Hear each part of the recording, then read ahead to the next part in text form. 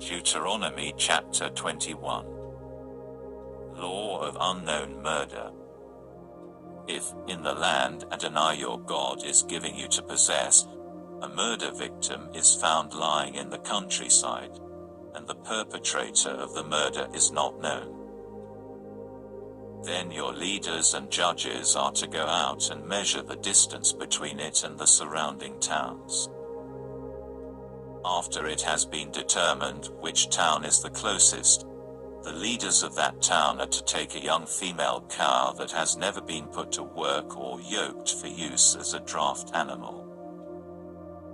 The leaders of that town are to bring the heifer down to a valley with a stream in it that never dries up, to a place that is neither plowed nor sown, and they are to break the cow's neck there in the valley. Then the Kohanim, who are Leviim, are to approach, for Adonai your God has chosen them to serve him and to pronounce blessings in the name of Adonai.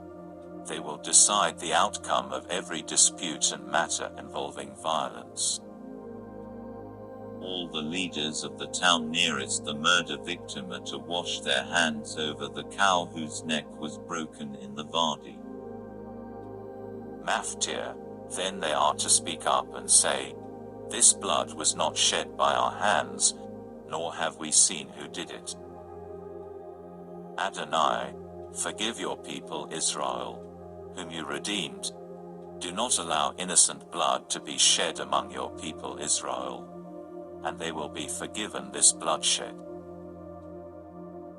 Thus you will banish the shedding of innocent blood from among you, by doing what Adonai sees as right."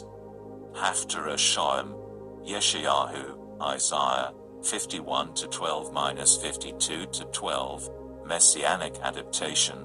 Conclude the reading at 53-12. Birat Hadashah suggested readings for Parashah Shoam, Mattatyahu, Matthew, 5:38-42, 18:15-20. Acts chapter 3 verses 13-26, 7:35-53, 1 Corinthians chapter 5 verses 9-13, 1 Timothy chapter 5 verses 17-22, Messianic Jews, Hebrews, 10:28-31. Law of marriage. When you go out to war against your enemies, and Adonai your God hands them over to you, and you take prisoners, and you see among the prisoners a woman who looks good to you, and you feel attracted to her and want her as your wife, you are to bring her home to your house, where she will shave her head, cut her fingernails, and remove her prison clothing. She will stay there in your house, mourning her father and mother for a full month, after which you may go in to have sexual relations with her and be her husband, and she will be your wife. In the event that you lose interest in her, you are to let her go wherever she wishes, but you may not sell her for money or treat her like a slave, because you humiliated her.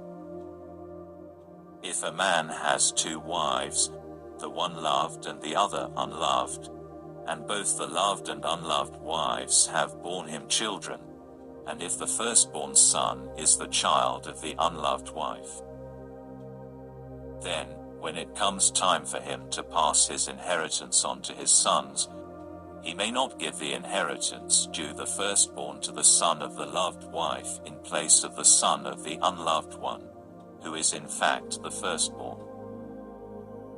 No, he must acknowledge as firstborn the son of the unloved wife by giving him a double portion of everything he owns, for he is the firstfruits of his manhood, and the right of the firstborn is his.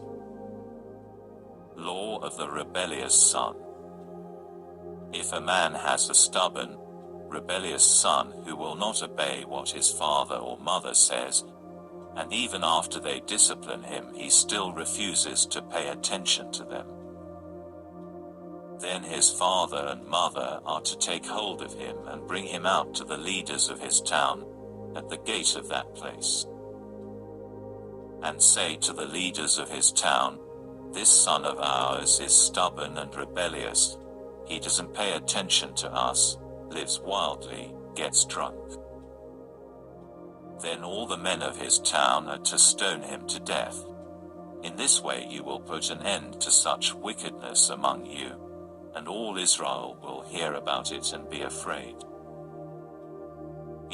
If someone has committed a capital crime and is put to death, then hung on a tree, his body is not to remain all night on the tree, but you must bury him the same day, because a person who has been hanged has been cursed by God, so that you will not defile your land, which Adonai your God is giving you to inherit.